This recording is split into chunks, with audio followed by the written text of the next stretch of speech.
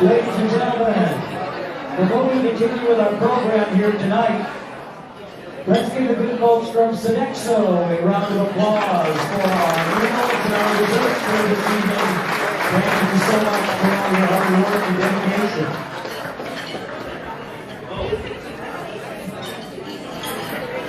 We'll continue with our program here tonight with our award presentations. And we'll have raffle giveaways coming up as well, so get those tickets ready. First tonight, we would like to present the Tri-Family First Award, and to present that honor, welcome Gail Elliott.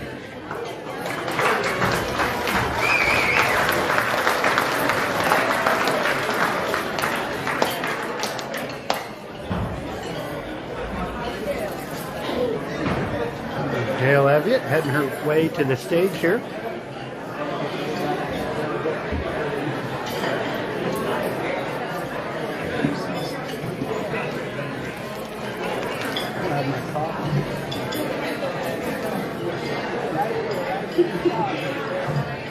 Boy, there's a lot of people out there tonight. Welcome to La Junta Chamber of Commerce. My name is Gail Elliott, and I'm with Tigers Resource for Youth. Our Family First Award for 2021, since we didn't have it last year.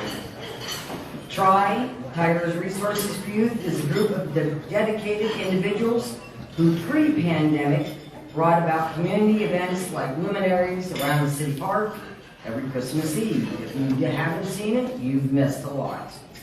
Toys for Tots, school and community food drives, donation to After Prom, the Family First Award, Back to School Swim Party, summer movies, and the Toy Bowl.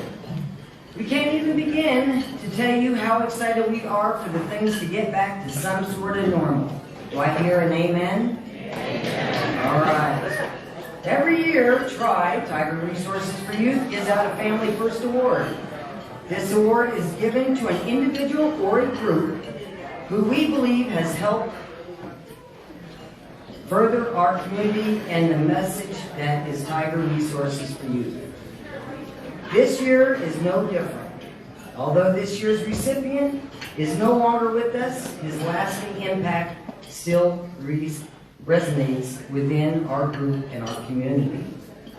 This individual had given himself to many groups in this area, like Jay's Christmas Dinner, Operation Christmas Child, the La Junta Chamber of Commerce, Arkansas Valley Community Cancer Support Group, and the American Legion, to name a few. Glenn Parker joined Tiger Resources for Youth in 2018, and he kept us on our toes every single event until his unexpected death in January of last year. Due to COVID, the La Junta Chamber of Commerce Banquet was virtual last year, and it seemed very fitting that our first award back in person would go to none other than Glenn. During his tenure, you very rarely heard the word no and oh. From Glenn, you could volunteer him for just about anything. Not only would he be the first to arrive, the last to leave, and the honorest one there, he gave of his time with a laugh, a smile, a little song, and a bunch of bad jokes. Please join me in congratulating William Glenn Parker for his dedication and service to Tiger Resources for Youth. He is being awarded the 2022 Tri-Family First Award recipient in Post Wrestling. Boy, it's a word that I don't know, and I'm having a heck of a time. Oh boy. So here to accept that award on his behalf is Tiger Resources for Youth President and friend Angela Ayala.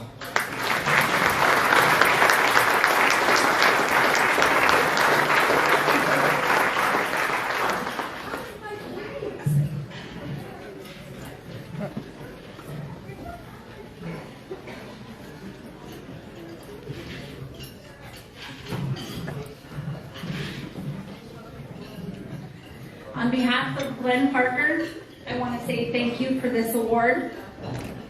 Can I tell you something?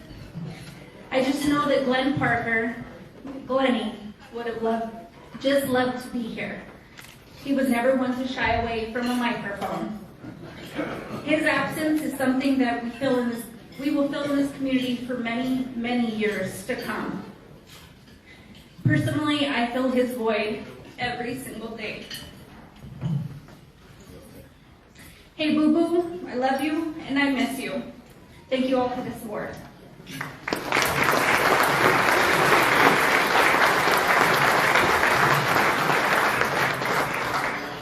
In all the years I hosted this, that, and the other on KBLJ Radio, Glenn was almost a co-host. Almost. And I loved every minute of it.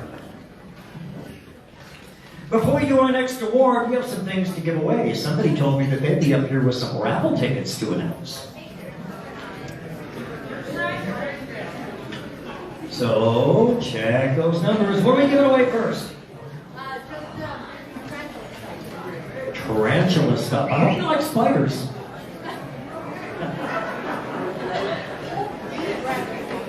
All right. Oh, I can pick it. All right. Okay.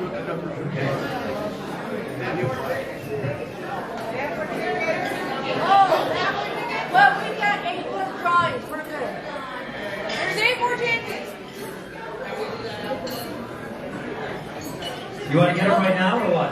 We'll pick up yours next now. We'll pick them up now.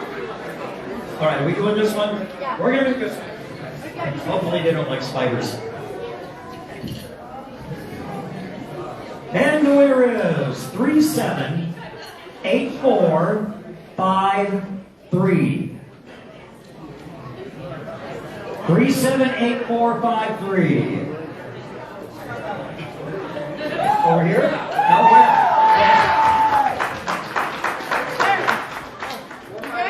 All right. Yep, 453. Winner, winner, tarantula dinner.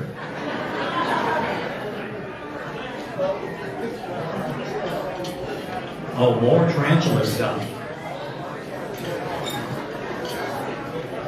All right.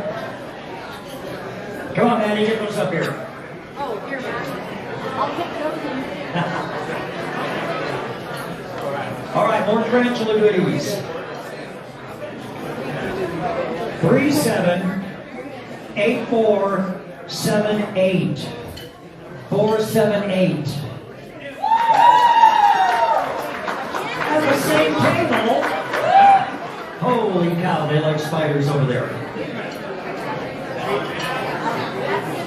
All right, we'll have all of those raffle giveaways coming up. Now, as we continue tonight, we'd like to present our Ag Hall of Fame Award. And it will be given out and presented by a gentleman who does know a little bit about agriculture. He's sitting right over here. What do you mean he doesn't? I know better than that. Mr. Mark Grasmick, please join us up here to present the Ag Hall of Fame Award. Mark Grasmick.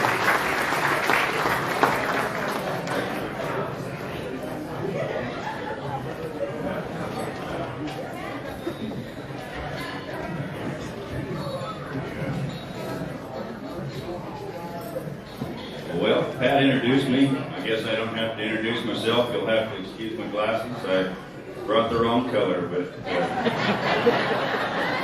some people say it's just plain sexy, right, Neil Fisher? Yeah. It is my honor to be here tonight. Got a phone call the other day. Martin, would you show up and present the Ag Hall of Fame? They told me who it was, and I thought, you know, I'm in. Well, this award this year stems from two folks' dedication to our community through their work with the Ace of Spades Riding and Roping Club. The Ace of Spades was established in 1938 by 24 charter members, and we only have one living member of the original starters of this group, and that's 91-year-old William Carney.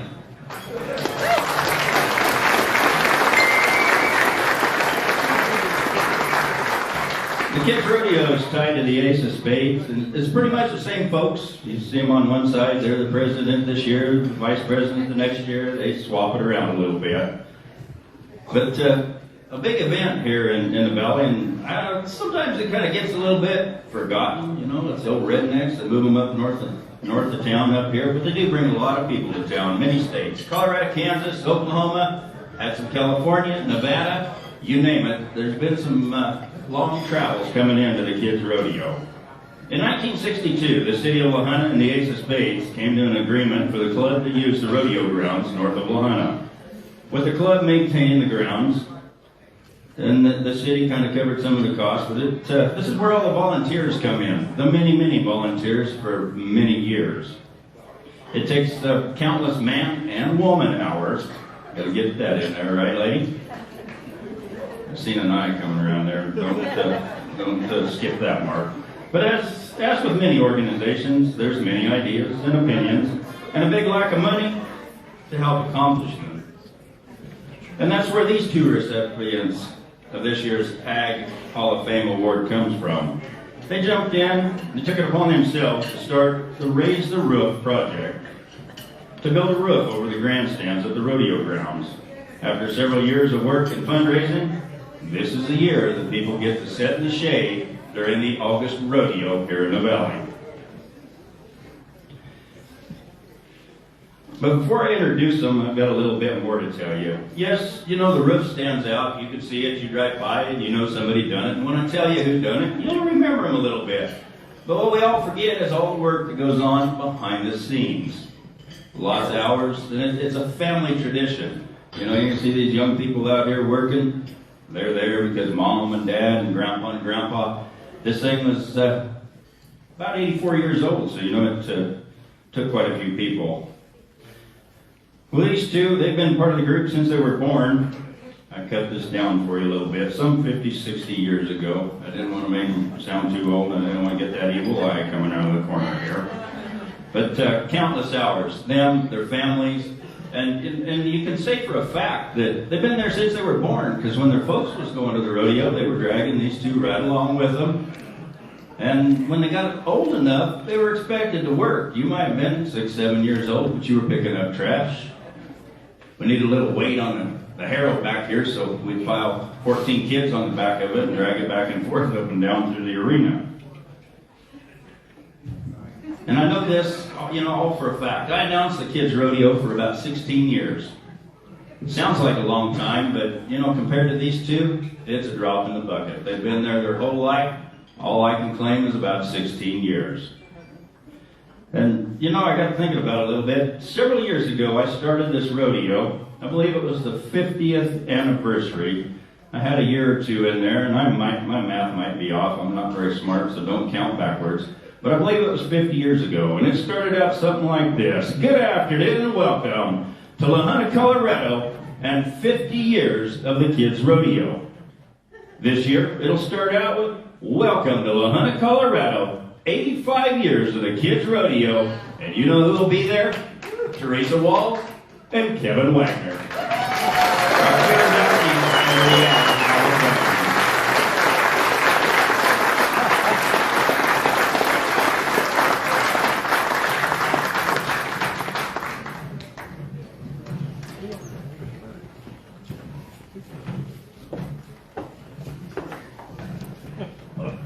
You know, if I was supposed to give you something, nobody give me anything to give you. You get a hug and a kiss. You too. Oh, yeah. That's right. It's on the table.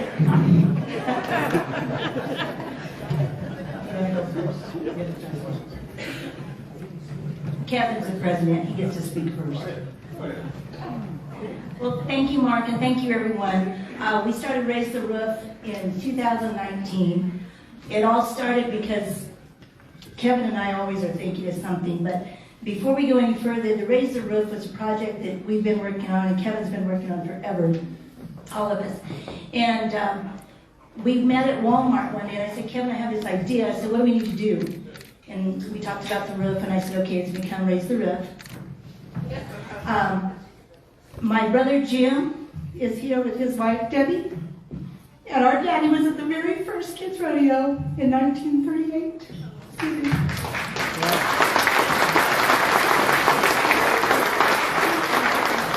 And what he said when Jim's granddaughter started coming up, he said, "Daddy, you gonna come to the rodeo?" He said, "You know I would," but he says, "You need to get a lid on that thing. It gets pretty hot over there in August." And so this one's for my dad. There's been 4 generations of Crowders, 4 generations of Wagners, 4 generations of Snyders. And we're not, I think we're 42 the last time we looked. Thanks, community. My family, I appreciate everything they do, but there's 2 ladies we have to introduce. They're the glue that holds us together. Kim Sherwood.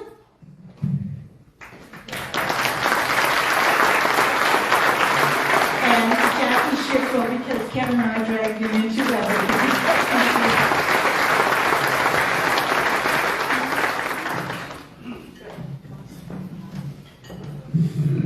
I got a few little words to say.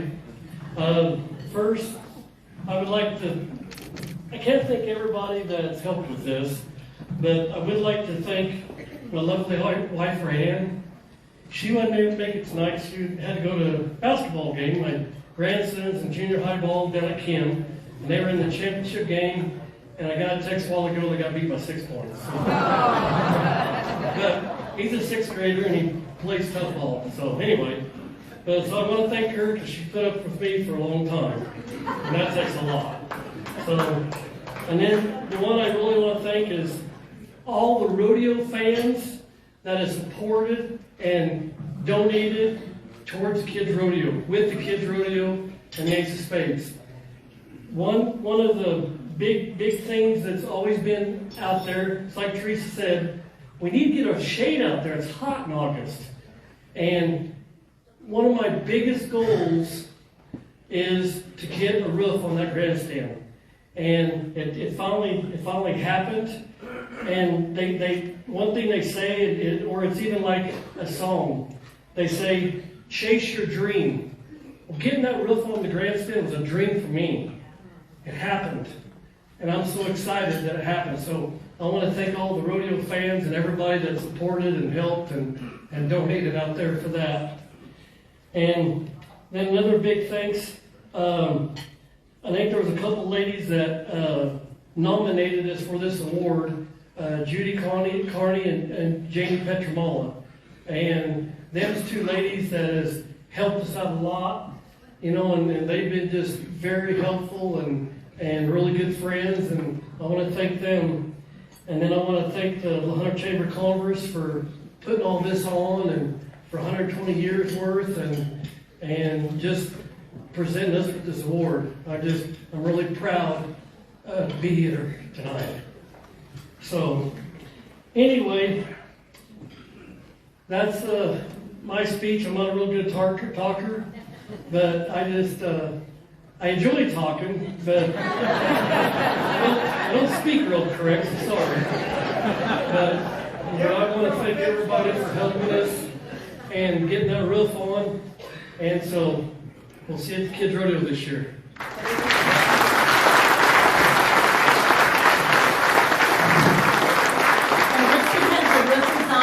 We're going to stop, raise the roof. So mark it down April 16th at the the Valley Trading Post out on the highway. We'll be there, live band, food. It'll be a good time. So please keep supporting us. Thank you. And we appreciate everything that our community has given us. Thanks a lot.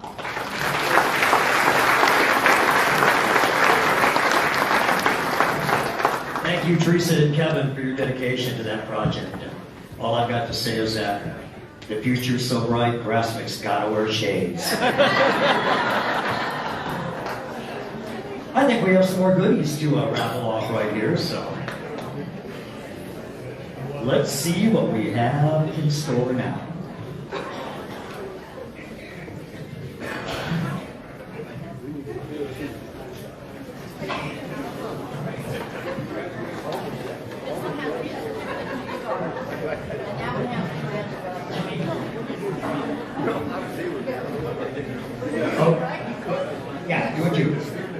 We'll do the big R first.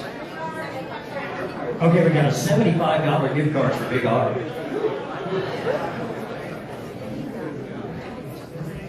Oh.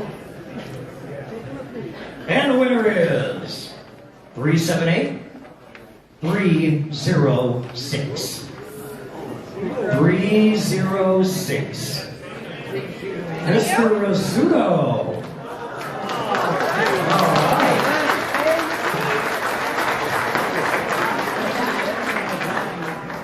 Yes, thank you, Big R, for that donation. And now, more tarantula stuff from Junction 50 Galleria, yes. Oh, okay. Some goodies from the tourism board there, too. All right, this one is 732, 378, 732. Way back there in the corner. I hope you like tarantulas.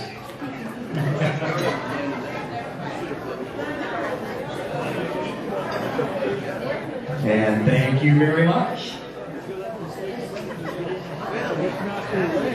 Next up, as we continue with our award presentations here tonight, our Business of the Year Award to be presented by La Junta Chamber of Commerce Board member Julie Ward. Well, thank you very much. This is sincerely an honor to be giving this award to this business tonight. I've spent many rewarding hours helping them as they got their business started. So I'm glad to see them here tonight, some friends of theirs from Rocky Ford. But the La Junta Chamber of Commerce Business of the Year Award is presented to a business owner in our community who exhibits the following business practices. This is a business that is an active, contributing member of the La Junta business community. This is a business that promotes La Junta, Otero County, and the Arkansas Valley in their marketing and promotions. This is a business that is always willing to assist with community events and projects when needed. This is a business that operates a welcoming business environment for all of their customers. And this is a business that exhibits pride in the community in which they live and work. Are you curious? Cisco and Bernadine Perez began their family-owned Colorado sublimation training business in 2016 from the dining room table in their home. What started as a small mom-and-pop business printing shirts for local ball teams and organizations has now expanded into a state-of-the-art sublimation and latex printing business, and now they offer embroidery options as well. All designs are completed in-house by Cisco or Bernadine, and in the past 5 years, Colorado Sublimation has printed everything from personalized gifts to custom-designed coffee mugs to athletic trophies to vinyl wraps for vehicles and everything in between. With the recent addition of an industrial embroidery machine, they're now also able to design and embroider ball caps, shirts, jackets, and anything made of fabric. But one of their most outstanding achievements came during the 2020 pandemic when they were deemed a non-essential business and they were forced to close their doors. Cisco and Bernadine, being the entrepreneurs and innovators that they are, came up with a way to overcome, adapt, and help those in their community at that perilous time by creating and donating face masks to anyone and everyone who needed a mask. With the industrial sewing machines they already had in their shop, Cisco and Bernadine enlisted the help of family and friends and began sewing face masks for healthcare personnel, City of La Junta workers, Otero County employees, first responders, prison workers and inmates, local manufacturing employees, frontline essential workers, and the general public, whoever needed a mask. Cisco estimates that during the pandemic emergency, they made and donated somewhere around 3,500 to 4,000 masks, donating all of them to the workers and community members who needed them. Help me honor our Business of the Year, a local business with a big heart, Colorado Sublimation Printing.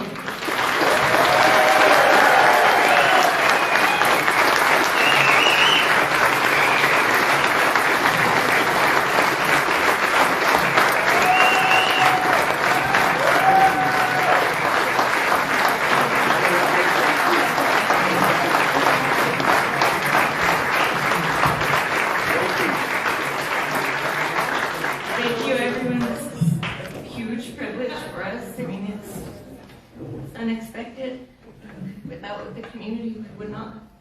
to get this award. Sorry. Our family, they're the ones that helped us get through the whole COVID pandemic. If it wouldn't have been for them, we probably would have had to shut down. And of course, the great community. And then the community. You guys all figured out a way to help us continue it, and thank you guys all. We couldn't say more.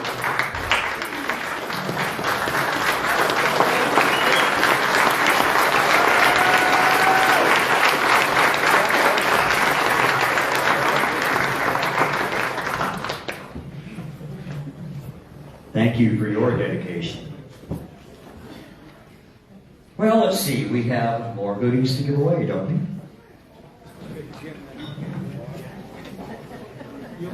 Before you draw again, shuffle the deck. Hey, we'd like to thank some of our corporate sponsors of our event tonight, too. Arkansas Valley Hospice, SECO, Black Hills Energy, Colorado Banquet Trust, Kolovitz & Company, LLC, also Ted Williams, Otero County Clerk and Recorder Lynn Scott, Tri, and the Ace of Spades, State Bank of Lahana, Core Civic, the Arkansas Valley Regional Medical Center, Scott Kerr, Innovative Water Technologies, the MIDIG Group, is that it? MIDG Group, DGCA, and the Coffee Break Project, which is a great organization based over in Rocky Ford. All right, what do we have? More tarantula stuff. Imagine tarantula stuff around here. Why no? Yeah. And the winner is 236. 378236. Angela. Angela's got it back there.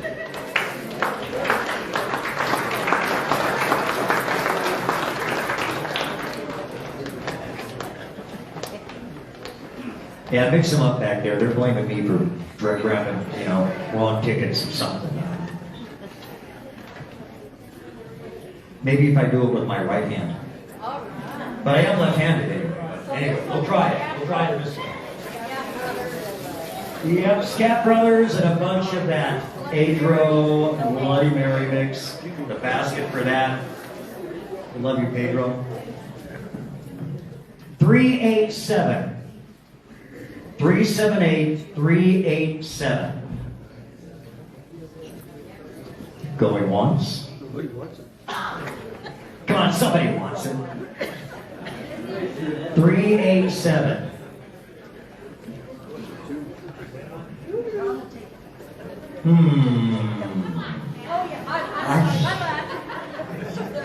Oh, you're gonna say, okay, no, all right. Okay, we'll try it again. Wait. We do have it back there. All right. 387. Enjoy that in memory of Pedro.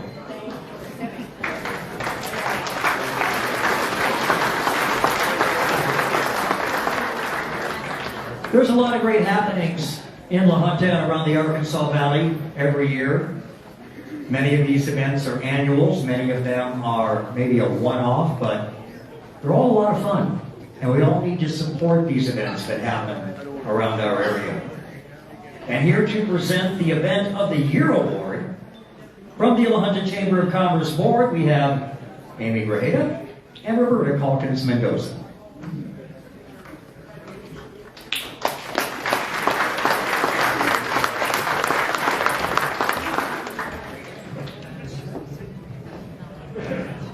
I hope you're all having a very fun event with us. Thank you. By definition, the word bicentennial is a 200th anniversary or celebration of something. This past September, right here in La Junta, Colorado, we witnessed a very exciting and historic bicentennial celebration. The origin of the Santa Fe Trail National Historic Trail can be traced back to June 10th of 1821, when William Becknell published a notice in the Missouri newspaper asking for participants who wanted to take a trip to the westward for the purpose of trading for horses and mules and catching wild animals of every description that could be advantageous.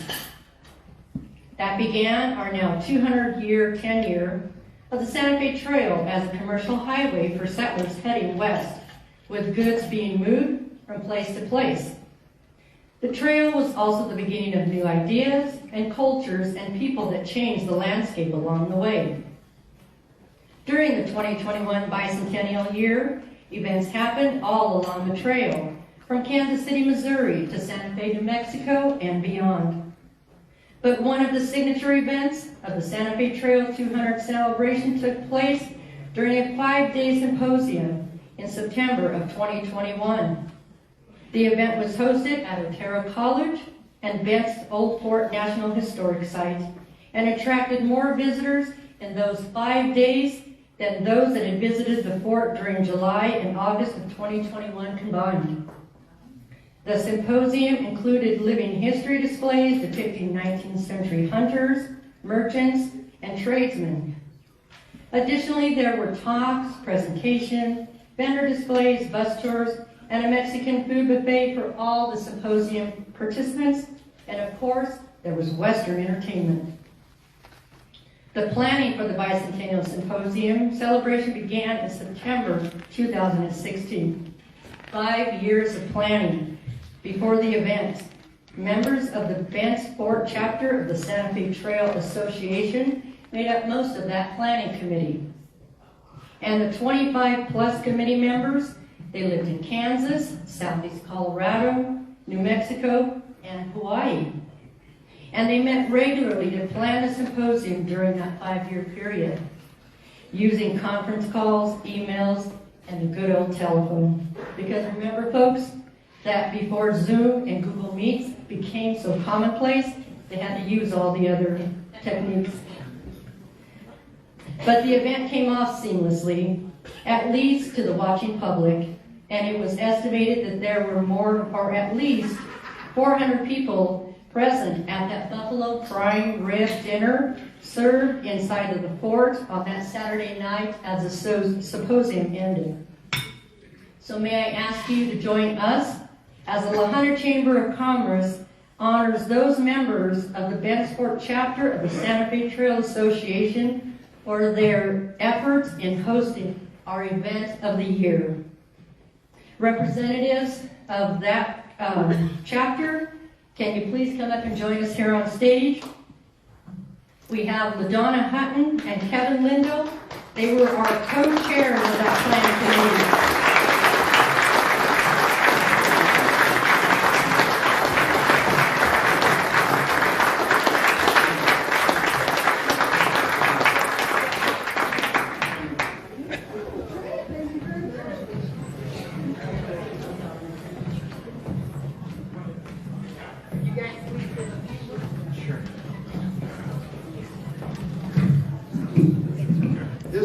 This event was a culmination of a lot of people, a lot of effort. I just wanted to thank Pam Nady, the City of La Junta, back in the corner. Stuart West, are you? Yep, Stuart, thanks for it. Dylan Martin at OC now, Otero College. Victor and his staff at SECO helped put on these meals like we have tonight. Wanted to introduce Larry and Linda Bourne. Linda's over there videotaping us. LaDonna and Charlie Hutton. And LaDonna gets a lot of credit. I'm president of the chapter, and she's vice president, but when we were doing the program, she didn't want any recognition. And I snuck it in that she was the event coordinator. Thank you, LaDonna. Thank you.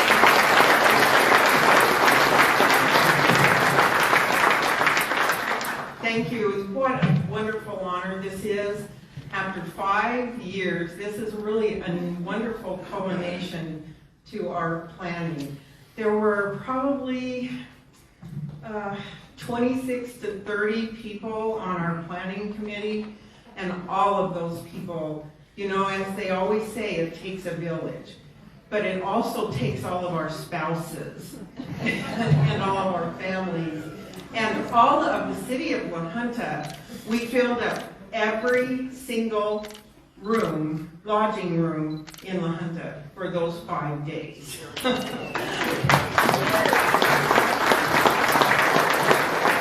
were no rooms to be held from Lamar to Trinidad to Pueblo. So it was a wonderful, wonderful event, and we could not have done this without Vince Oldford. So thank you, Stuart.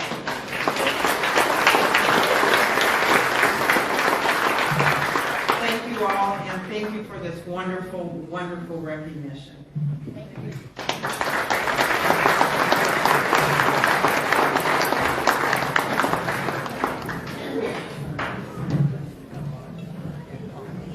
When you stop and think about it, it's amazing. The history of the Western United States that this area is steeped in. We have national treasures in our own backyard, and many people are not even aware of them. Let's give some more stuff away. And I think this is our final giveaway as well, is it not? Yes, it is.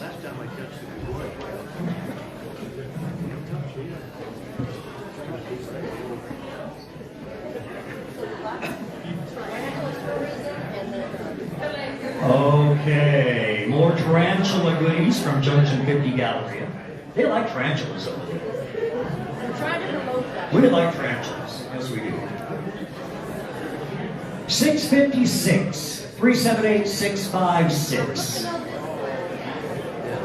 Hey, back in the corner.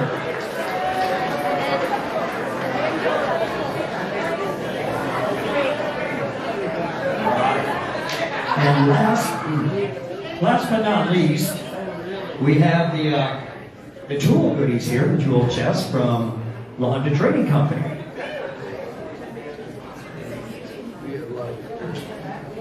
And this one is 672 378 672.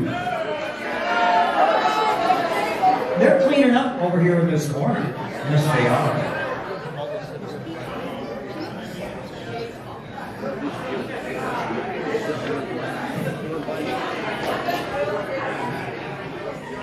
And thank you everybody who has purchased tickets for the raffle. The proceeds from the raffle today are to help the La Junta Chamber of Commerce host events such as Early Settlers Day, Chamber Banquet, and other things throughout the season. Now our final award for tonight, the Community Service Awards, and they will be presented jointly by Bob Blair and Dave Hill. Not jointly. Not jointly. Well, one at a time then. Okay.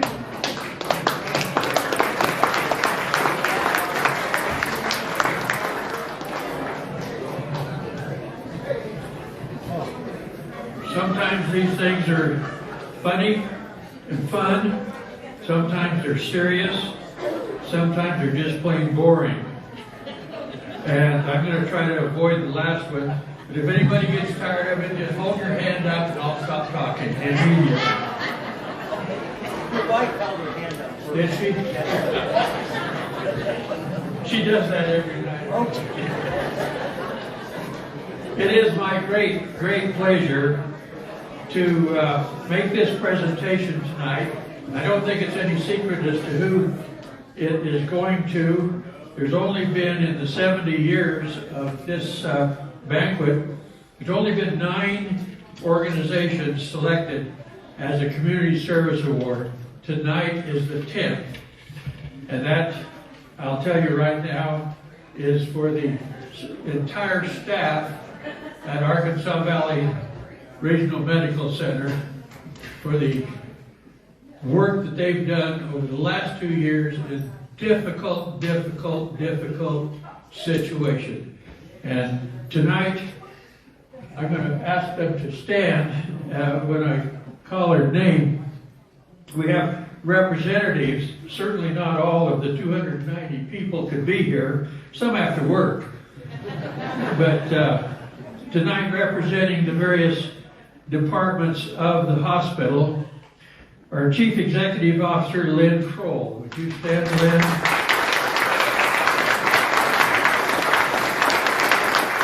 And From obstetrics, Diane McElroy, registered nurse. Med-surg, registered nurse, Diane McKinley. From the intensive care unit, Travis McMillan, registered nurse. From the emergency room, Michael Mobley, registered nurse. From the operating room, Kimberly Montanejo, registered nurse. From the laboratory, I hope I get it right, Balazar Chapa. For radiology, Justin, I'm not gonna try. Tagliano. Respiratory therapy, Lisa Miller, registered respiratory therapist. From housekeeping, Jeanette Ferretti. From dietary, Louise Apodaca. From the physician's clinics, Valerie Carnes, nurse practitioner in internal medicine. Okay, be seated. I have little comments to make here. As you probably know or realize, and maybe you don't, the corner of 10th and Carson stands a building. It's a big building. It's nothing but brick and mortar. It is filled with millions of dollars worth of equipment, MRI, CT scan, blood chemistry analyzers, EKG machines, infusion pumps, defibrillators, a building full of equipment. There it stands, and that's all it can do. But every day, these people and the people they represent show up and put life into that facility. It takes everyone to support everyone. When you go to the AVRMC for healthcare needs, you only encounter a few people, but there's a vast team of people who stand behind the person you encounter. Admissions clerks, housekeepers, maintenance workers, billers, secretaries, accountants, purchasing clerks, many others who support in an effort to take care of you. The staff involved is direct patient care service as nurses, lab technologists, respiratory therapists, physical therapists, pharmacists, physicians, and radiology techs. They must work in concert to deliver the crescendo of events that address your needs as a patient. Any hands up yet? The best part of that is they all seem to love doing it. There's such personal satisfaction in working on a team that collaborates to deliver health care to the community. No one group can be singled out. AVRMC is the sum of its parts. It must always provide excellence for each and every patient across a vast array of disease processes. The effort put forth by this team during the past 2 years can only be described as superhuman. The long hours, the anxiety, the job of a patient being sent home, the sadness of losing a patient, or the fight against COVID. They, the AVRMC team, are always ready for the next challenge. Let me just give you a few brief details of what it just blew my mind. During the past year, just in 2021, they took care of 746 inpatients, 147 of which were COVID. Took care of 10,500 ER patients, 276 which were COVID. Took care of 433 observation patients, delivered 160 babies, performed 1,150 surgeries, administered 350 units of monoclonal antibodies, performed 86,500 lab tests, used 1,519 units of blood, performed 11,237 x-rays, performed 181 nuclear medicine procedures, They performed 1,228 mammograms, 4,420 CT scans, 930 MRIs. They dispensed 90,250 medications. They saw 3,856 patients in the specialty clinic. They did 209 sleep studies. They performed 16,800 respiratory treatments. They did 350 stress tests, 2,650 EKGs. They cleaned and maintained the 255,000 square foot building every day. They performed 28,000 rehab treatments. They processed 240,000 pounds of linens, and they served 112,000 meals. That's a big operation, folks. Would you please join me in congratulating and saying thank you, thank you, thank you to each of you folks.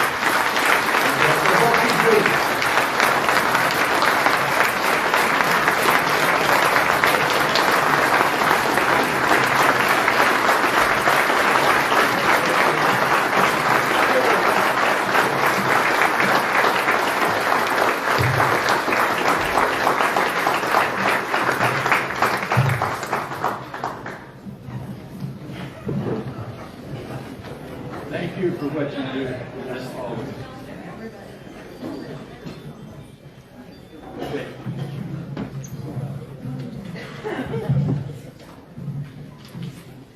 Hands down now. Okay. Now, second part two. Part two. And Davis, part two. Good evening, and what a pleasure it is to be here. I think we all ought to pause for a moment and look around and appreciate what a great deal it is to live in a small community. You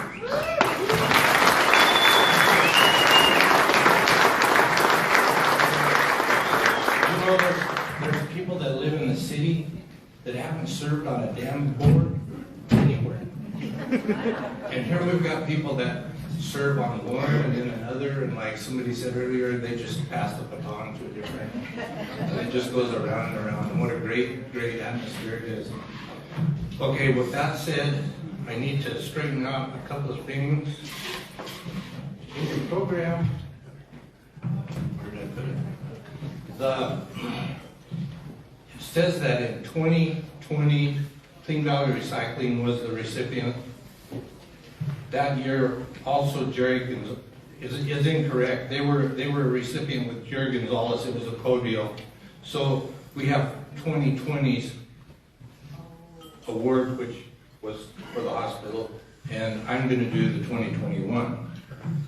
And so as I look, I thought it was really interesting. As I look at this list of award winners, they started this the year after I was born. And as I looked through this list of individuals that have won this, there were only 2 names on there that I couldn't associate with. I knew or knew at least who those people were, and I thought that was quite interesting. The other thing that I'd like to bring up is from that list, since the last time we had a chamber banquet, we've lost 4 members off our list, which would be Fred Freeberger, Artis Sneed, Dorothy Chapman, and Bob Cody. In each year, we try and get more people on the list and explain a little bit more about how our award is handled. Group of past live recipients that are still around meet in November, and the membership brings applications or people that they want to bring up to propose. But anybody in the community, anybody anywhere is more than welcome to bring a proposal. All we need is a written proposal with why you think this individual should be recognized, and we will consider it. This selection is made by all the living past recipients, and that's how we choose it. And we have it's a totally blind vote. Nobody knows who's voting for who, and we go through and vote the deal and get that person elected. So anyway, all right. So on with the rest of it here. Now, RJ told me the most important thing about this reward is that you have to not let anybody know whether it's a male or a female, so to keep them guessing until the very end. So, you're going to, Mrs. Tate was probably turning over in her grave when she saw what I was putting together here, because it doesn't all fit like she would have liked it to. But you're going to hear tonight's honoree and our recipient many times to hear, because I'm not going to say he or she. Anyway, tonight's honoree was born and raised in La Junta, and as Roger Lewis used to say, was home raised in Vine Ripen.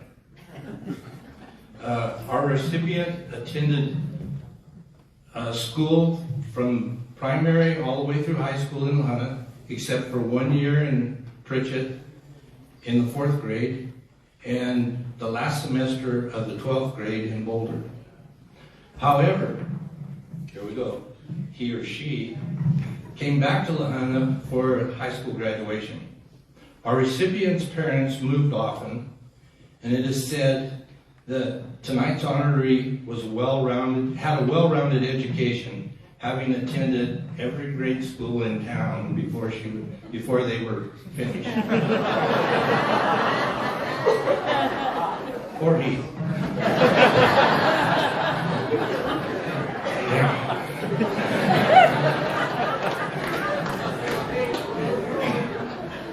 Tonight's honoree married his or her high school sweetheart, and then lived in several different locations over the next 8 years, including Boulder, Alamosa, Denver, and Colorado Springs, before returning to La Junta to finish raising their family. Our recipient's first job back here was writing, producing programs, as well as ads for KBZZ radio. For over 20 years, tonight's honoree was a key organizer and promoter for La Junta Invitational Golf Tournament, as well as the Colorado Boys Ranch Tournament. Our recipient owned and operated a thriving business for over 18 years, which personally touched many, many lives in the Arkansas Valley. Tonight's honoree was a trusted administrator of state-mandated achievement tests for East Otero schools. Our recipient also served as a substitute teacher, taking great pride in the fact that he or she was able to turn around several students who thought school was not their thing. Tonight's honoree is a self-taught artist specializing in landscape painting, and as a member of the La Junta Art League, placed in numerous art shows, as well as taught painting classes to aspiring artists. Our recipient is an active member of the Nazarene Church, serving on the board as well as the finance committee. Tonight's honoree supports local organizations and activities such as Otero Museum, Women's Rescue Center, Resource Center, and all of the sporting events in town, from City Rec all the way up through Otero College. Dr. Alvarez, is it all right if you still wear your Otero Junior College shirt to the game? All right, we're still good. Okay, cool. Our recipient is an active board member of the La Junta Community Concert Association, with his or her main task being organizing and administrating corporate sponsorships, which provide better concerts as well as afternoon concerts for school children, all without raising ticket prices. However, the crown jewel of tonight's honoree has to be the contribution and dedication as manager of the Arkansas Valley Regional Medical Center gift shop. This inherited position came by volunteering to step in for a former manager that had taken a leave of absence for a family emergency. It can be said that emergency lasted 11 years, and that manager hasn't come back yet. Over this time, our recipients' creative skills crafted one-of-a-kind embroidered shirts, sweatshirts, baby blankets, and other merchandise that makes shopping a very special. Tonight's honoree organized 20 volunteers, allowing the shop to remain open 7 days a week, and it has more than doubled in size since taking over. The numbers are what really tells the story of the shop's success. In the past 11 years, in the past, the gift shop was able to donate around $7,000 a year to AVRMC. In the past 11 years of management by tonight's recipient, the gift shop has generated over $350,000 donated for special hospital projects that benefit all of us. I would say it's a job well done.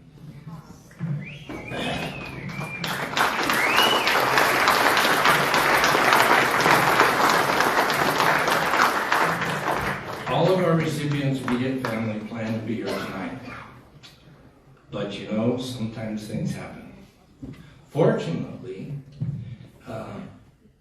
that same high school sweetheart, husband Bob, recovered from whatever it was he was suffering from last week, and is here. Regretfully, son Jay and wife Sherry could not come because Jay got COVID. Unfortunately, son Bobby and wife Lori had to cancel. Bob broke his foot. Daughter Kelly is teaching class in swing, but plans to cut it short and be here, which she did. And her husband Gary Addington had to take daughter Reese to a club volleyball match in La Vida. However, besides the immediate family tonight, tonight's honoree also is blessed with 6 grandchildren and 4 great-grandchildren. At this time, it gives me a great deal of pleasure to announce the 2021 La Junta Chamber of Commerce Community Service Award recipient, Jan Blair.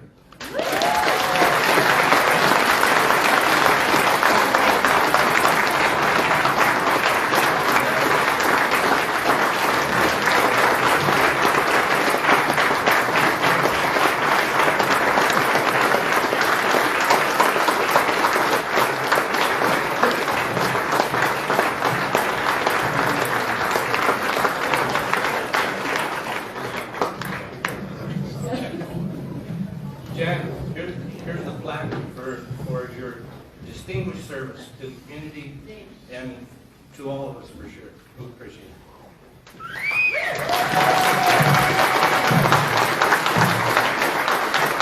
I just appreciate everyone that helped to get this, from the gift shop workers clear back to all the committee members.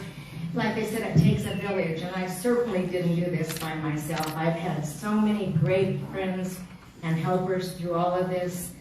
And I certainly am honored to get this, but I want to share with the whole community because I had the community behind me. Thank you.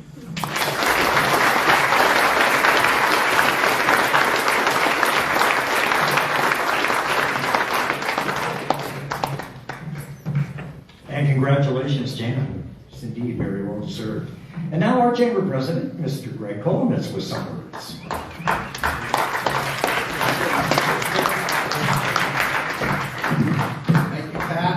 Thank you all for being here. Pat, thank you for serving for so many years as the voice of La Junta and the Arkansas Valley.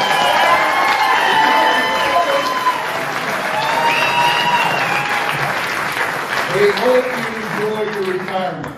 All right? Thank you. Thank you to the sponsors of our speaker. Thank you to our table purchasers, corporations and entities that purchase tables. They're listed in the program. Pat acknowledged them. Please give them an opportunity to stop by and say thank you to them. Thank you all. Thank you to those individuals that purchased tickets, and congratulations to our award winners. It is a pleasure and an honor for everyone to be here tonight in each other's presence. The Chamber of Commerce is blessed to have a small but dedicated, hardworking board of directors. I consider them all friends, and it's an honor every day to go shoulder to shoulder with them to make La Junta a better place to live. The La Junta Chamber of Commerce Board of Directors. Matt McIntyre. Stand up, Matt. Julie Worley in the back.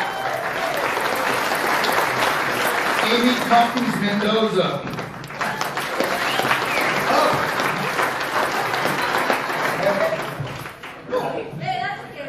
Amy Brahim. I would also like to introduce our new chamber coordinator, Timmery Foster.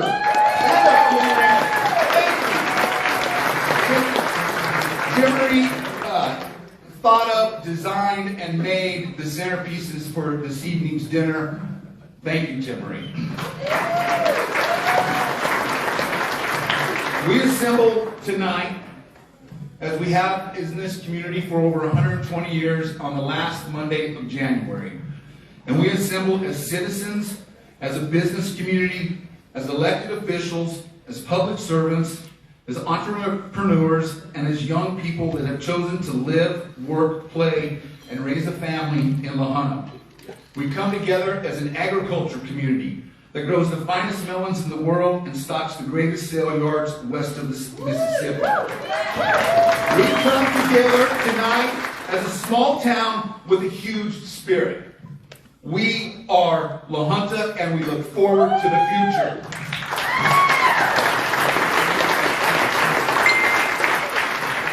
La Junta has much to be proud of.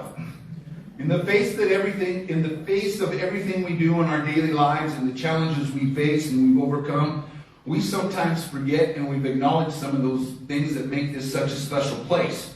But we enjoy 256 days of sunshine a year. We have the most beautiful sunsets and sunrises. We have the darkest night skies that allow us to gaze into the heavens and see bright stars. We can go to the grocery store, we can go to the pharmacy, the hardware store, and be home in 15 minutes. However, besides the beautiful environment, we must remember and recognize the institutions and organizations and facilities we have in this town that make it so special. The Koshari Museum, Pickawire Center for Performing and Visual Arts, a high school gymnasium and an indoor pool that's rivaled from Colorado Springs to the Kansas line. Casas del Sol, the La Junta Golf Course, a completely renovated and expanded primary school. Otero Museum, the most unique and creative Mexican food, not only in the state, but in the country. Where else can you get vermicelli? The La Junta Raceway and the Kids Rodeo. But what makes us so unique and so special is our small business community. It is the heart and soul of our town. Many of these businesses are family owned and operated and have been in existence for generations.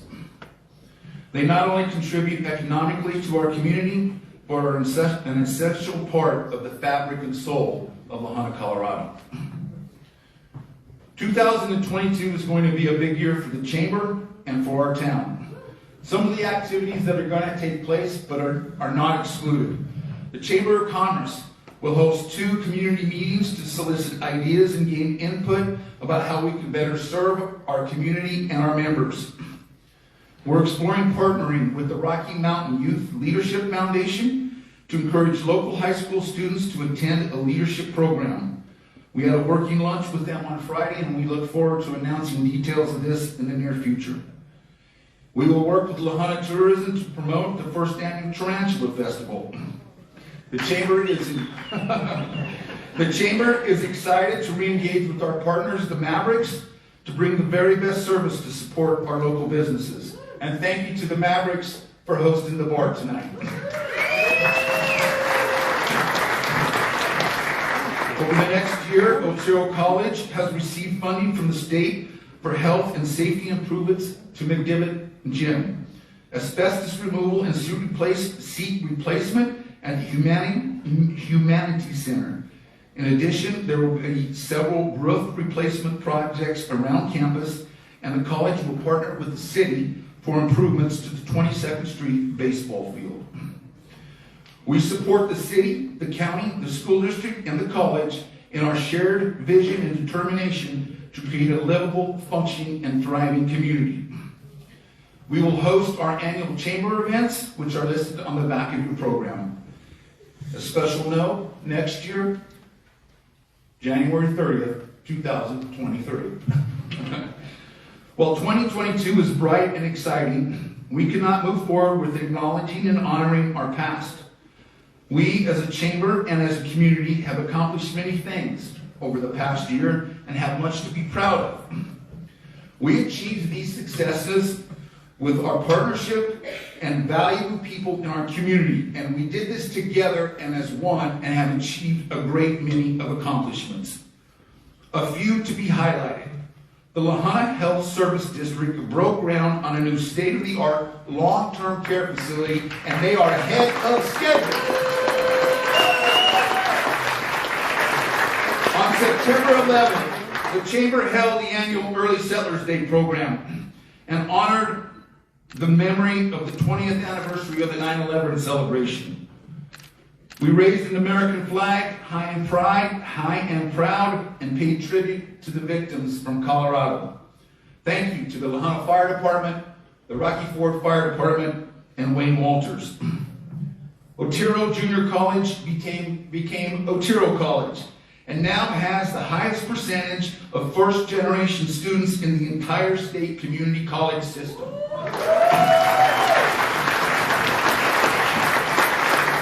The Fox Theater reopened and held the first Arkansas Valley Film Festival. The La Junta Chamber of Commerce Board of Directors participated in the Arkansas Valley Fair 4-H auction. We bought a goat. The school district replaced the turf at Tiger Stadium, creating a beautiful field for the Tigers to play on. The chamber participated in at least half a dozen ribbon cutting ceremonies. The city expanded its Christmas decorations and Christmas lighting program. La Junta Economic Development has created a Main Street District and Culture Creative District. They have provided cash match for 6 Main Street open for business sub-grants and have undertaken a downtown historic survey. Under the leadership of our city manager, Rick Klein, the Amtrak Southwest Chief has been preserved and will continue to be a major source of revenue, transportation, and pride for our town.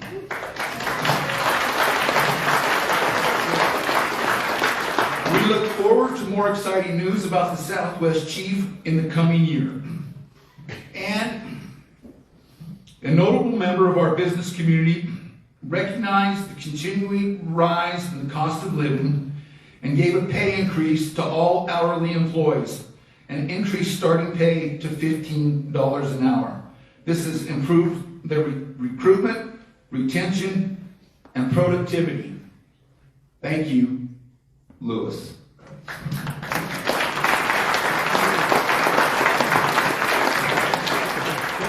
Many of the businesses and individuals here tonight are members of the Chamber, and we thank you.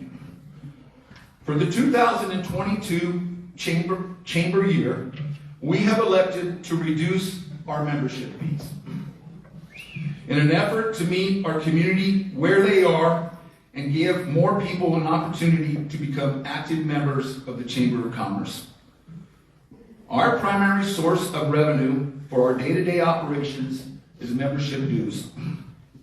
We are confident we can continue to support our events and make it more affordable for businesses of all sizes, nonprofits, and individuals to be a part of the Chamber.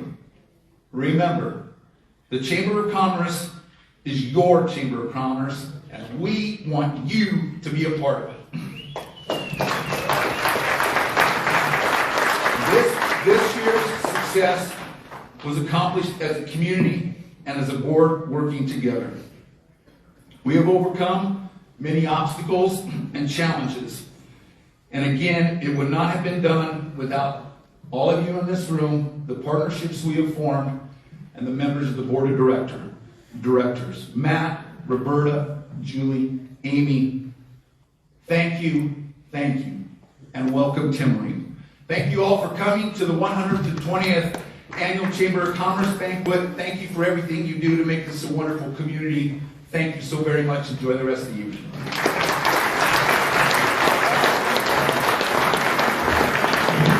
Thank you, Grant. And now without further ado, because I know we are running a little bit behind schedule, and my cheat sheet about the gentleman disappeared up here when somebody took all their papers away and whatnot. We've heard this gentleman on our airwaves here in La Junta for the last several years.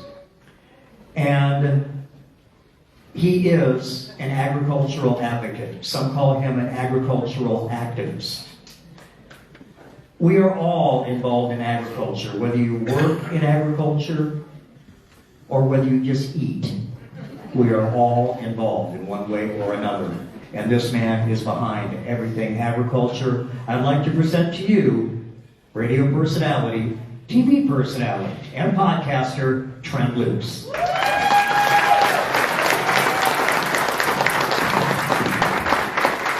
you, Pat. I'm not going to be very good at standing there in one spot. I have enjoyed my 24 hours in Otero County, Colorado. And in 24 hours, I've learned, Dave, that Jan was going to be a female. I know the difference between Roberta and Amy. I'm not sure how long I got to stay to figure out what Governor Polis is, but that's okay. Another story. At least two people appreciated that. I remember the day that Pat called me, and he said that he'd been talking down at Creighton, another Colorado family owned a business of radio stations that I'm on in Northeast Colorado, and he asked if he could put Rural Route on the air, KBLJ. I said, is that a rhetorical question? Nobody calls and asks if you can put it on. But I'm just enjoying and completely honored to be a part of the community. And there's so many things that have been said before I got up here that really speak to what needs to be said. And leaves me absolutely nothing to say. Bob.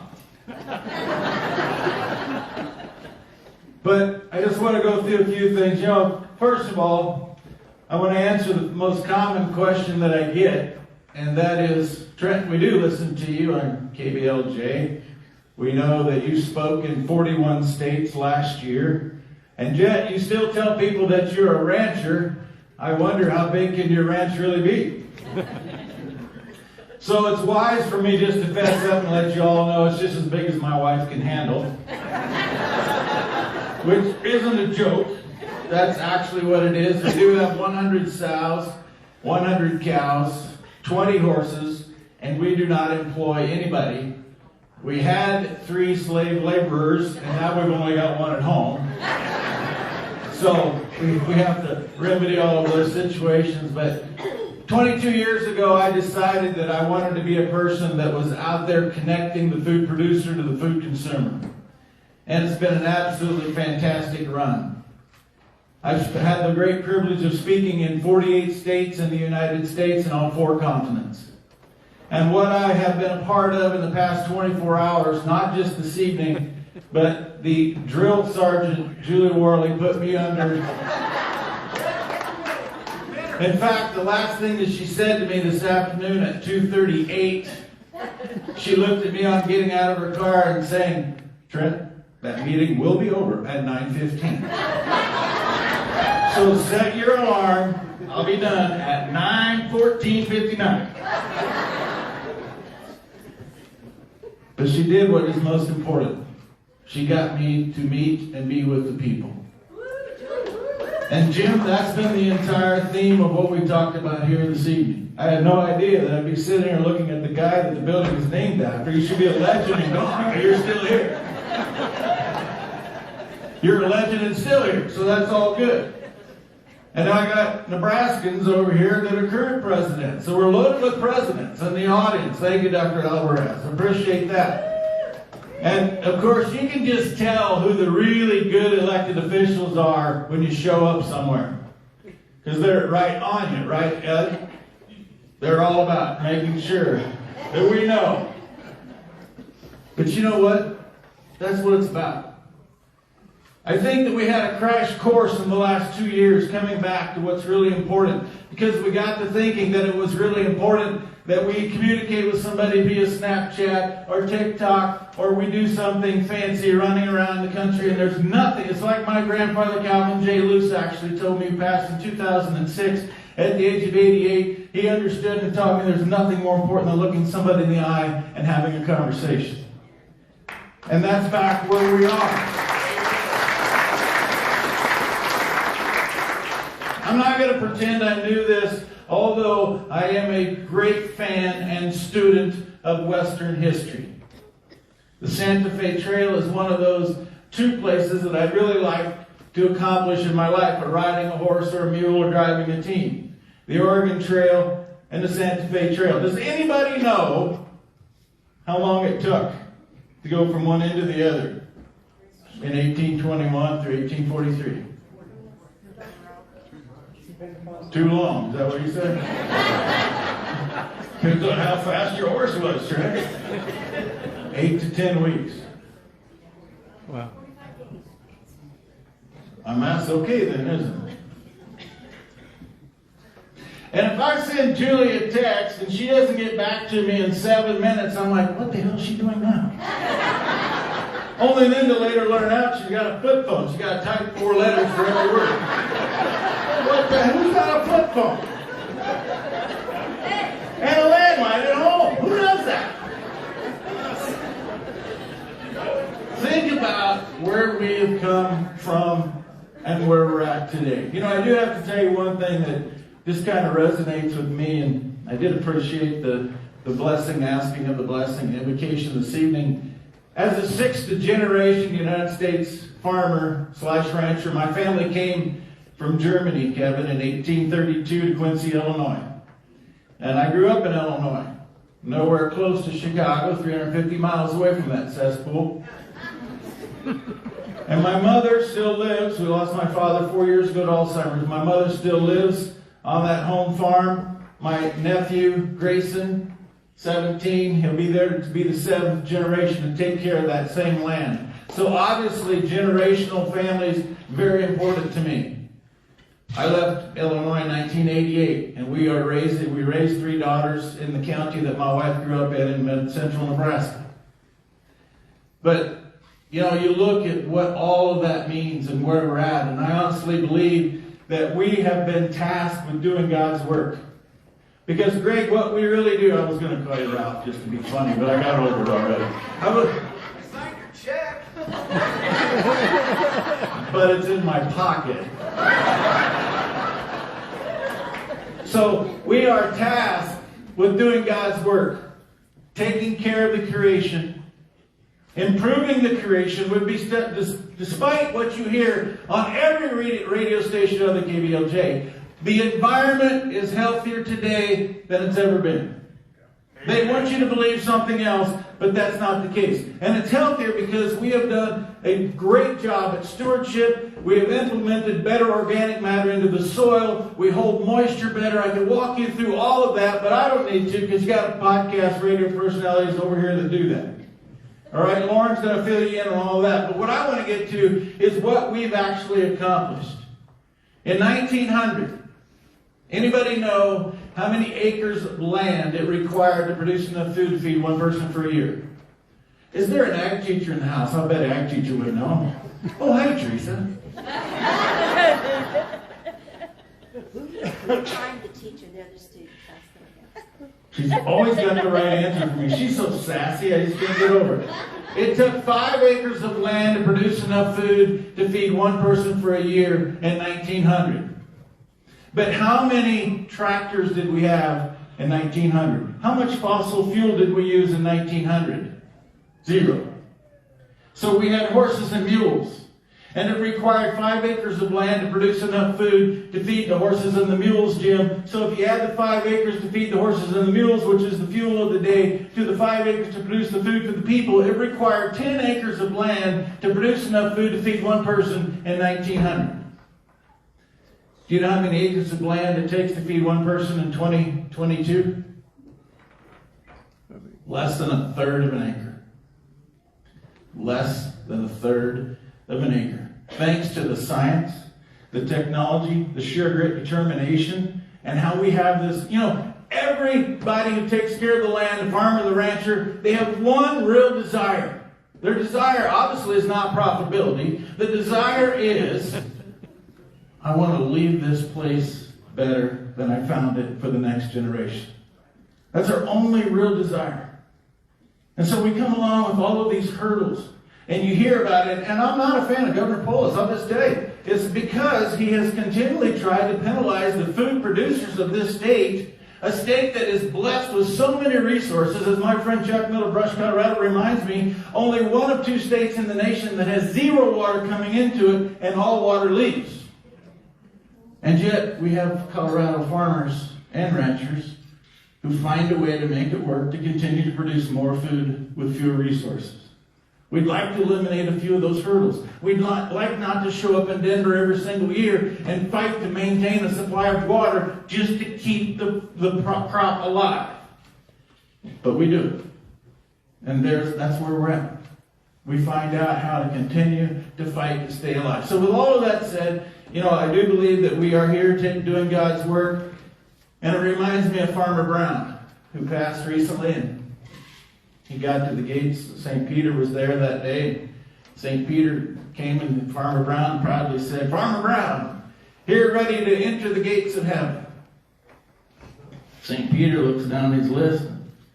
No Farmer Brown on the list today. Well, Farmer Brown kind of got irate, and he said, "Look, there's got to be a place in heaven for all of us. We take care of God's creation. That's what we do. We make it better. And we improve mankind. There's got to be a place in heaven for everybody who has farmed or ranched." St. Peter looks again. He says, no Farmer Brown. Boom, hits the button. Farmer Brown goes straight to hell. Well, you know about farmer ingenuity, right? He found a little duct tape, some baling wire. Wasn't long, Farmer Brown was making hell fairly comfortable. He even found a refrigerant, started cooling it off. God got wind of the fact that Farmer Brown was down there in hell making it somewhat comfortable, Tim. He's like, "You can't have this." So God rings up the devil and he says, "Hey, devil, look, we made a mistake. I understand you got one of our farmers down there in hell. Farmer's got a place in heaven. We just flat made a mistake that day." Well, you know the devil. The devil said, "God, you know the deal. Once you're in hell, you're in hell." God uncharacteristically kind of lost his cool. He said, "Hey, look, devil, either you get my farmer back up here to heaven, or I'm going to file a lawsuit against you." The devil just laughed and he said, "Well, good luck finding an attorney up there."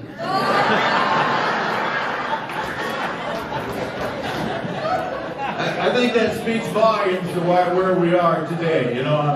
That's the moral of the story. Last year was a very interesting year for all of us, and congratulations to the medical community. I know you all thought about this, but if you'd been a hospital or medical system 100 miles to the east, you all been called Arkansas Valley Hospital, right? In Kansas, they can't even say the word Arkansas. But 2021 was quite interesting for me as well. It started off where I'm on a path of usually speaking in roughly 30 to 40 states each year. We didn't have a lot of gatherings like this prior to March 9th of last year. And March 9th of last year, I had a friend call me. Friend Tanya Storer is a Cherry County, Nebraska County Commissioner. She called, she said, "Trent, we're going to have a meeting at the Valentine High School auditorium. We've invited people and asked them to come and listen to a presentation by Margaret Byfield about 30 by 30. We don't honestly know if anybody's going to show up, if they're still worried, if they don't want to be in public, they don't want to be in a gathering. But in case somebody shows up, would you be there to MC it? I said, absolutely. I got there at 4:30. The meeting started at 6:30. And there were about 100 people there already. Before we finished, we figured the crowd was just in excess of 400. And it's because everybody heard about 30 by 30, but they didn't know anything about it. And how many here, I'm just curious, when I say 30 by 30, how many of you know what I'm talking about? Handful. On January the 27th, Biden signed Executive Order 14008. And that executive order is 57 pages long. Most of that executive order is talking about how we need to eliminate all fossil fuel utilization. 57 pages, all but 2 paragraphs speak to the elimination. Now, back to my horses and mules story. Does anybody want to guess how many man-hours of food labor 1 gallon of diesel fuel replaces? Anyone want to guess? 500. 1 gallon of diesel fuel replaces 500 man-hours of labor. So if we actually move into the era of no fossil fuel for your transportation, it's going to take you 8 weeks to get to Santa Fe. Oh, you're in Midway, so it's not going to take you 4.5 to get to Santa Fe, right? It's going to take you how long to produce your food? You better get your hoe sharpened. But there's 2 paragraphs in Executive Order 14006 that talk about 30 by 30. And 30 by 30 is a United Nations agenda and plan that was actually established in 1994 in Rio de Janeiro at a UN climate change conference.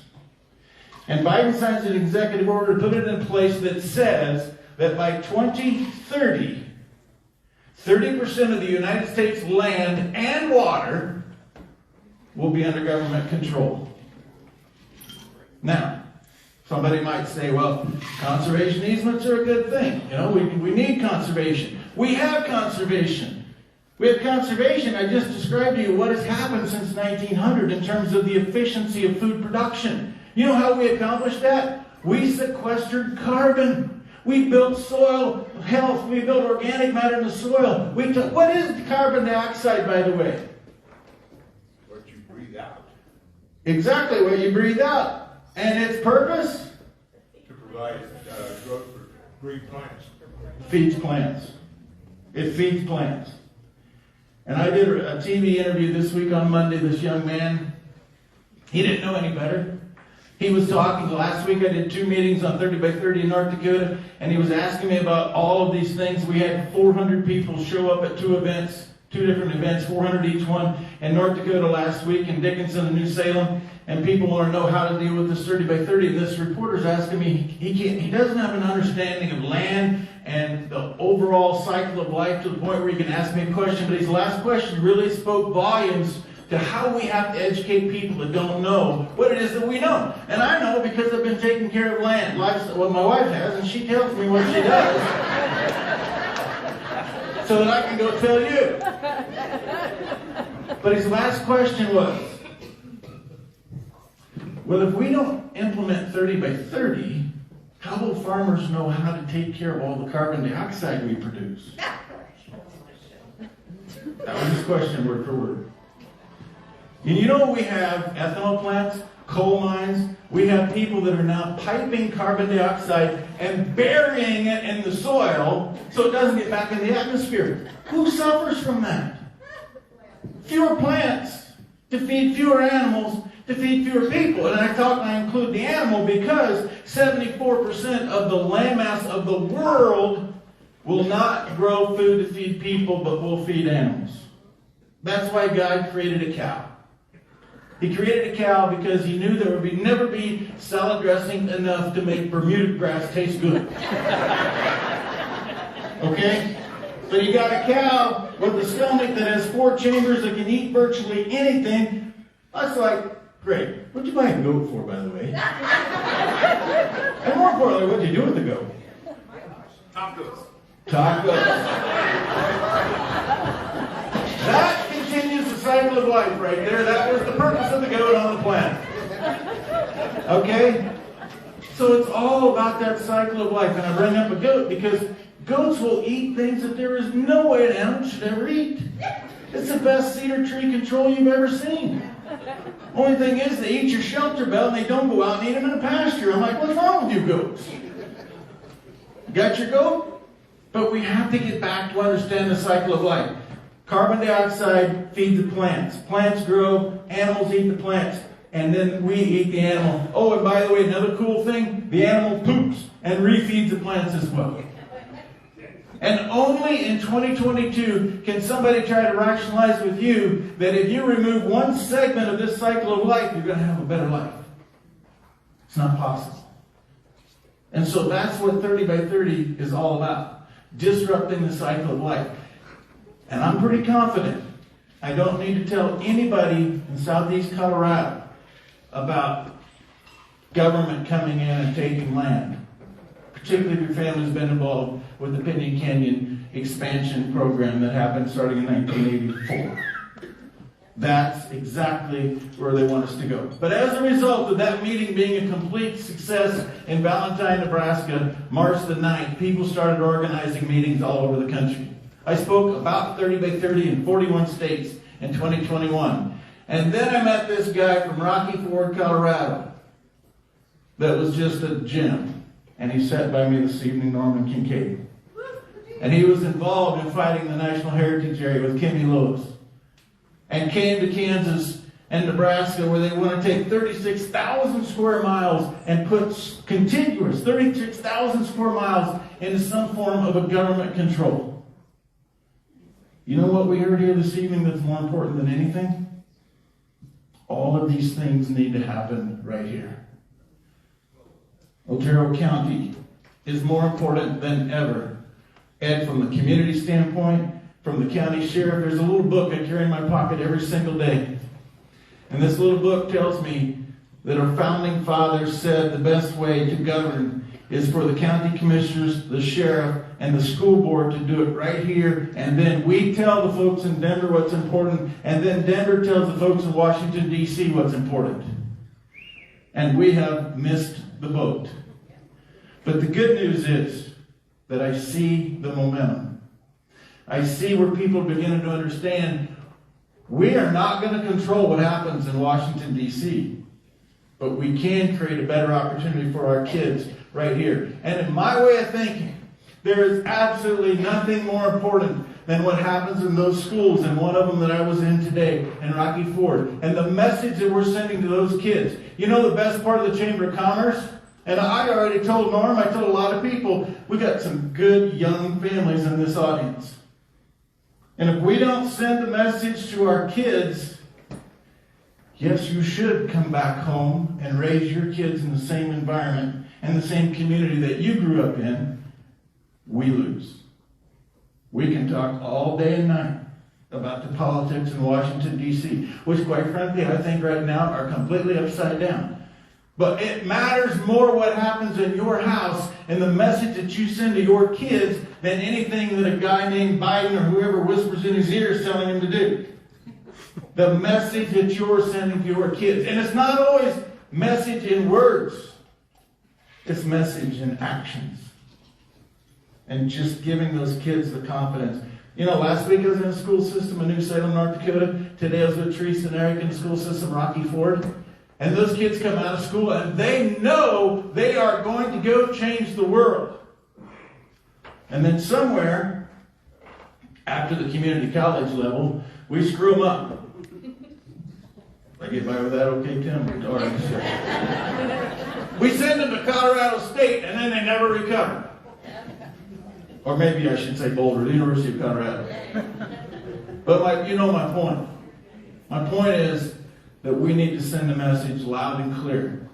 There is nothing better than raising your kids in a county like this. That's really what it's about. And I see that happening and coming back time and time again. And get involved locally. You know, I'm just going to repeat, what happens in Washington, D.C. is a mess. And we have people complaining, and we have farmers and ranchers that have kids that can't inherit the ranch or the farm because they got to go take out a loan and buy it from the family just because of the tax burden to take it from one generation to the next. But what about the tax base caused by the school system? And if you don't have a school board and a superintendent that's in tune with what the base within the community can afford, and goes and spends money on our scoreboard instead of learning and hands-on education, teaching kids how to cut with a laser or teaching them how to be critical thinkers, what are we really doing? So it comes back to me, and what's the message, verbally and non-verbally, that we're sending to the next generation? I can tell you that I have never been more optimistic. I can tell you that I think we had to have our back against the wall before we actually said we are going to fight to make Otero County the best place in the country to raise a family. And we are there now. And we have accomplished so much of that. Because for 244 years, there have been men and women saying, pick me. I want to risk my life to be a part of the United States military. Sacrifice and serve my country so that future generations have a great opportunity. And it's now our time. I did not serve in the United States military, but I fully recognize, Chad, that it is my time. It is our time to make the sacrifice, to get loud, and do what this book says. Live in a representative republic where the people who represent us know exactly what we think is important for the future of our country, and they cannot know that unless we shout at the top of our lungs very civilly and very respectfully what is important going forward. One other thing that I want to share, and then I'm going to say thank you.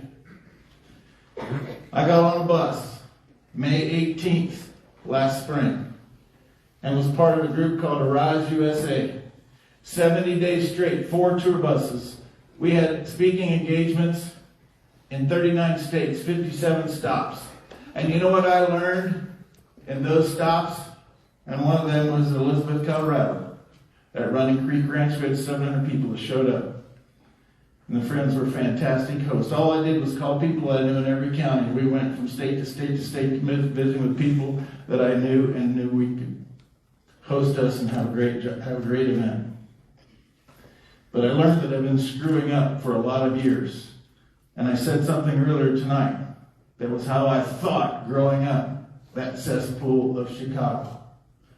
And I'm not stupid. I know what happens in Otero County in terms of when we talk about Denver and the Front Range. But you know what I learned in 2021? That we cannot continue to have a rural versus urban divide. That we cannot have a Democrat versus a Republican divide. The answer, and maybe back to my overall message, which is what message are we sending to our kids, verbally or non-verbally, is that we find these people that we don't agree with, we sit down, we have a conversation, we agree to disagree, but we recognize at the end of the day it's not blue or red, it's red, white, and blue that takes this country back to where we need to be. It always has been, and always will be. The elections, not the institutions, that make the United States of America the greatest place in the world to call home. Thank you, Julie, for the opportunity. Thank you to everyone. I really appreciate it, and I am a huge fan of La Junta, Colorado.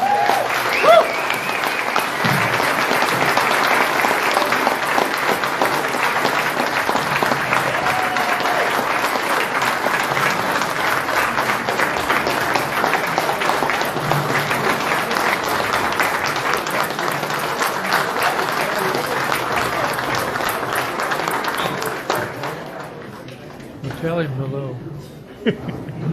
Thank you, Trent. And thanks to everybody for attending tonight. Thanks to all the sponsors of the event tonight. One thing that we all must do, you've heard me over the years, almost jokingly refer to our communities here in the Arkansas Valley as the Greater Highway 50 Metroplex. And that is exactly what we are. From Fowler, Crowley County, Rocky Ford, Swank, La Junta, Los Angeles, all points in between. We are one big community. What is good for one is good for all. Support your local businesses, be they storefront, be they home-based. Support your local media, be it internet, be it print. be it broadcast, because without them, we lose what we have here in the Arkansas Valley. Thank you for attending, everybody. Have a safe trip home. Good job, Pat.